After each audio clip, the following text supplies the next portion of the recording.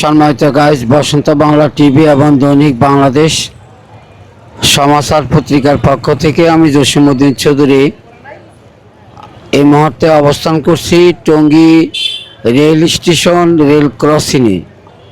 আপনারা দেখে থাকবেন টঙ্গী রেল স্টেশনে দুটি গাড়ি এই মুহূর্তে বিদ্যমান। একটি গাড়ি ঢাকা থেকে উত্তরবঙ্গে ল্যান্ড দেওয়ার জন্য প্রস্তুতি নিচ্ছেন, আরেকটি গাড়ি উত্তরবঙ্গ থেকে বা গাজীপুর থেকে ঢাকার উদ্দেশ্যে আসার জন্য একই স্টেশনে দণ্ডমান হয়েছেন। আমরা দূর থেকে যদি আপনাদেরকে এই দুটি গাড়ির দৃশ্য একটু দেখানোর চেষ্টা করি, আপনারা দেখে থাকবেন। আমরা আপনাদেরকে জুম করে একটু দেখার চেষ্টা করছি।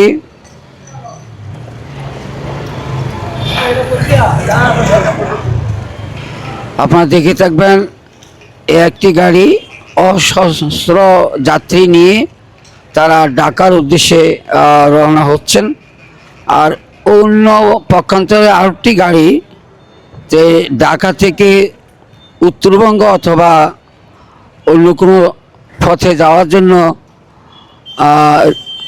টঙ্গী সেই রেল স্টেশনে অবস্থা করছেন।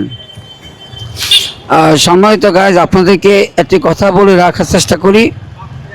আমরা যতদিন এই রেলের ক্রসিংয়ে আপনাদেরকে নিউজ করার জন্য এসেছিলাম, দেখানোর জন্য এসেছিলাম, আমরা বলে এসেছিলাম টঙ্গী এই রেল স্টেশনটি একটু ব্যতিক্রমধর্মী।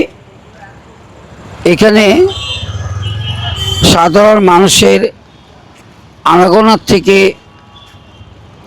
চক্র বেশি, লোকজনের আনাগোনা একটু বেশি।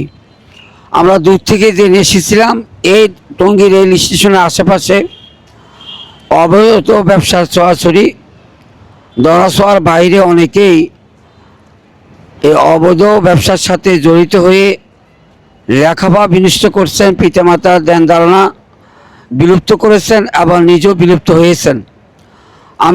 আমরা প্রশাসনের নিকট অবিরাম এই প্রত্যাশাটুকু করে এসেছিলাম, যেসব বাচ্চারা স্কুল কলেজে পড়ুয়া বাচ্চারা যারা এখন ভবিষ্যতের কাণ্ডারি ধরার কথা, তারা এই মুহূর্তে বিভিন্ন ব্যবসার সাথে বিভিন্ন সঙ্গদোষে তারা নষ্ট হতে যাচ্ছেন।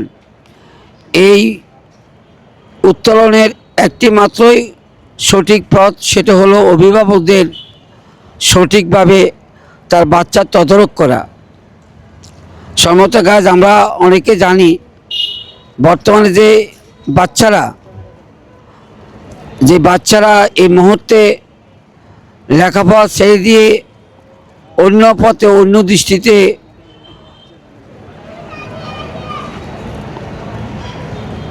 অগ্রসর হতে যাচ্ছেন, তারা সেই বাচ্চারা বিশেষ করে পিতামাতার কথা শুনেন না।